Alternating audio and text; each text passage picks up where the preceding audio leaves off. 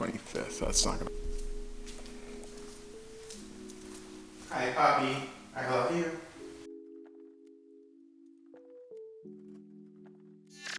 Hello, this is Eddie. I know I've been referencing him a lot in my channel, and I'm on stream, but I haven't really done a proper introduction, have we? Hi. So, I got him. I love you.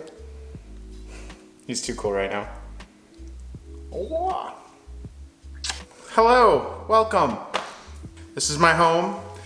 I figured I'd switch things up and change around where I filmed a little bit.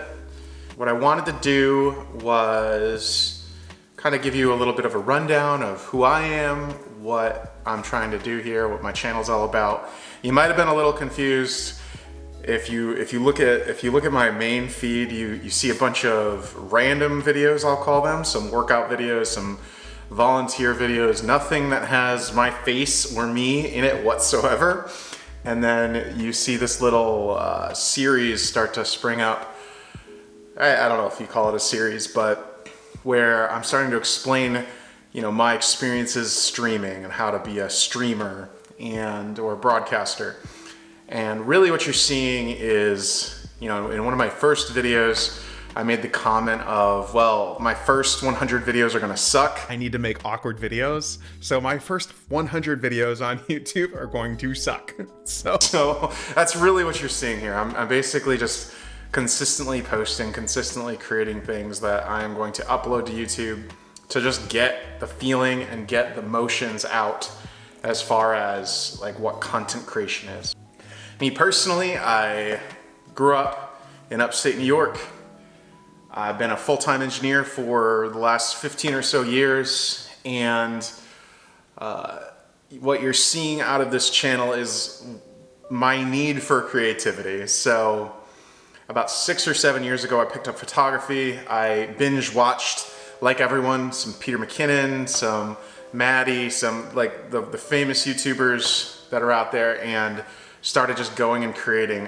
Frono's Photo taught me pretty much everything I know about what does aperture mean, what does ISO mean, and I just went and started doing photography. I was not good in the beginning. I think I had a Nikon D7000 or something like that, and I just went around and snapped photos of everything that I could.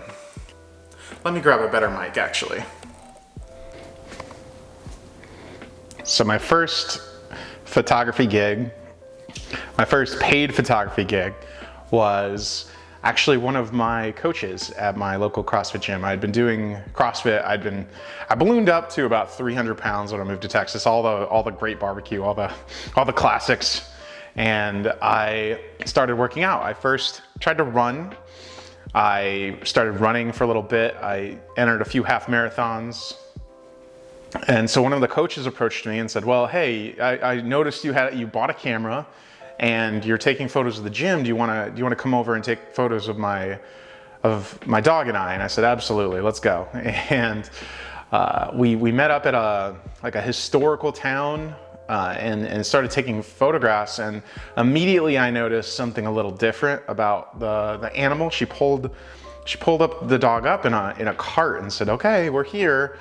And I was just like, that dog looks like it's on its last legs. Like, what's going on? And that's when she told me, yes, indeed, this is, the last photo shoot, the last thing I'm going to do before I put my dog down.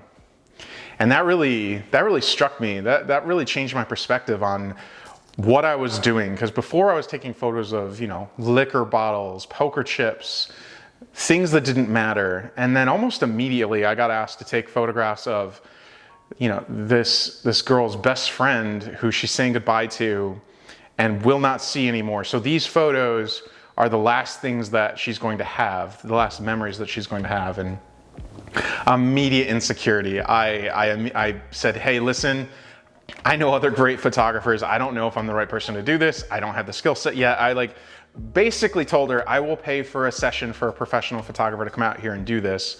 And she just wouldn't have it. She's like, nope, you're the photographer that's going to take these photos.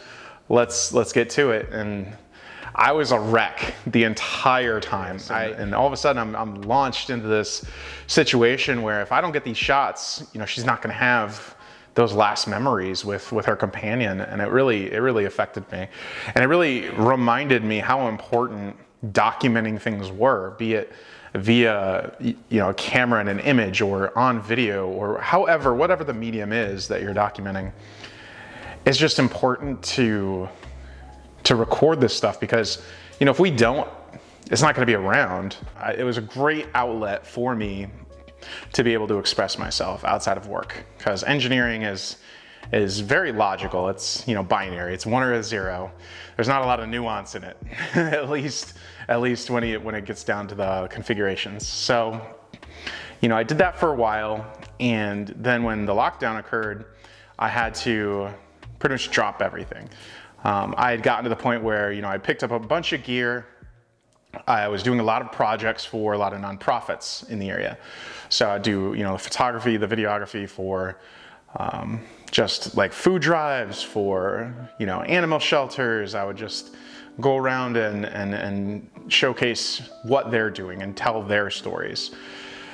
And that's when the lockdown occurred, and we all had to stay inside of our houses, and it was basically full stop. So all of the work that I had been doing, I had to cancel, like on the outside. And then also the work that did come my way, I felt very weird and awkward about taking those jobs because, you know, I was able to retreat back to my engineering job where the only requirement for me to be able to work is a high-speed internet connection, which I just bought this house, and that's a whole process. And, you know, I basically retreated back into my home and I started just concentrating on my work again. What I didn't realize was how much I needed that creative outlet. I absolutely need to be able to do things that are not a part of my job on a regular basis. So I was thinking about, you know, what could I do? How could I do that? And that's when, you know, all of these creatives that I've been binge watching over the quarantine, it struck really a chord with me and said, well, why don't I start to create a YouTube channel as well? So that's what I'm doing. I'm cataloging what I can right now. Basically, I don't know what my pitch is yet. I'm a full-time engineer. I still have that beautiful job that I'm very thankful for. And, you know, I'm a first-time homeowner, so I don't know what I'm doing as far as homes are concerned. So I might, you know, post some topics about that. I have this beautiful, beautiful, beautiful Eddie, who I absolutely love. And I would not be the same person I am today without him. And, you know, I'm just playing around, having a good time. I'm getting back to my gaming roots, so I'm playing a lot of video games lately, and I'm trying my hands at Twitch, so we'll see some of that. And I guess you could say it's a variety channel in that aspect. So, and I still absolutely love photography and videography. So that's what you're gonna see from me. I hope you all stick around. Please like, please subscribe. I know that's what people say. I talk a lot with my hands, so I'm gonna have to figure that out. That's what I'm doing here with my channel, with everything. I hope you enjoy it. I've mentioned before already that my first 100 videos, I'm not even gonna critique, really. I'm not gonna judge myself over it. I have a lot of things going on, a lot of things that I'm thinking about, a lot of things that I wanna create and do. And this is kind of an open landscape of what I can do, what I can create, what I can put out. So I really, really enjoy doing it so far, learning the basic mechanics. I think I've had my YouTube channel for a decade now, and I have a total of 20 videos on there. And then in the last 2 weeks, I think I've almost halved that. So I put out 7 videos in the last 2 weeks, and I think I put 20 out altogether for the entire time that my YouTube channel exists. So I don't know if that's the right way to do it. I don't know if I should just stop it, delete it, start a brand new channel. I don't know if that's gonna work better for analytics and all that stuff, but we'll do this for a while and see how it works. And if it doesn't, we'll change it up. Thank you. Thank you for joining. Please continue. Like me. I don't know. Thank you so much for sticking it out and stopping by. And I'll see you later in the next video. Bye. I've seen that so many times. I've seen the whew. so many times. Does anybody just awkwardly end? Anybody just ramble on because they are a rambler?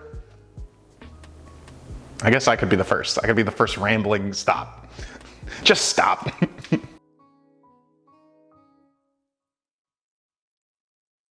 Let's get to the island. You get That to is the such a island. Get to the cool dropper. view. Oh, I'm gonna clip that.